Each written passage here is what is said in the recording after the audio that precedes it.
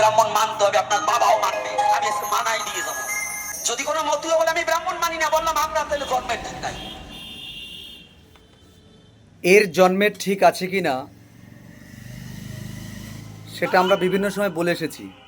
আমি জানি এর জন্মের ঠিক নেই, কারণ যে বারবার এই জন্ম নিয়ে কথা বলছে, এ হচ্ছে একটা গুরু প্রসাদের ফসল। গুরু প্রসাদের ফসল না হলে এটা বলতে পারে না। লীলামৃতের মধ্যে যে মৈথিলী ব্রাহ্মণ লেখা ছিল আগে, ভুল হয়েছে, তারা পাল্টে দিয়েছে। 1943 সালে 1943 সালে এটা পিয়ার ঠাকুর বসিয়েছিলেন তৃতীয় সংস্করণে, পরে এটা পাল্টে দিয়েছে।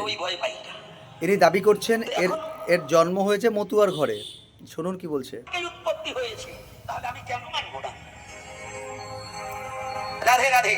এই ভণ্ডকে, এই ভণ্ডর ক্ষমতা থাকলে আমার সঙ্গে ডিবেটে বসুক। এ যা ক্ষতি করছে আমার সমাজের, মারাত্মক ক্ষতি করছে। এ তুলসীর মালা কিগুলো, যে প্রকৃত বৈষ্ণব,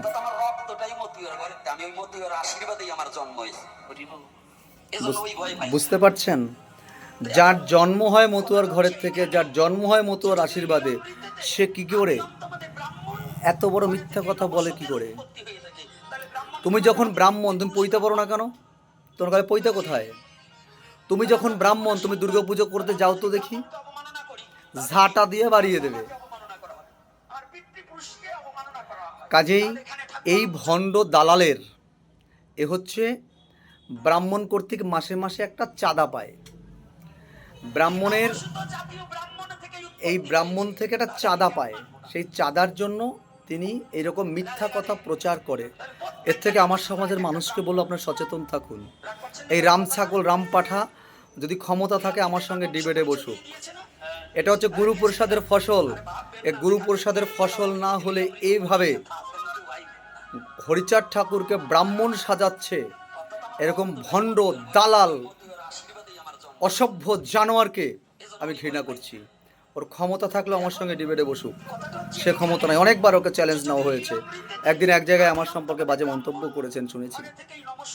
এই ছাগল, এই ছাগলটা, এই ছাগলের জন্ম সম্পর্কে সন্দেহ যেমন করছি, তেমনি এ মানুষ বহির্ভূত একটা মানুষ, এ মনুষ্য সমাজে চলে না।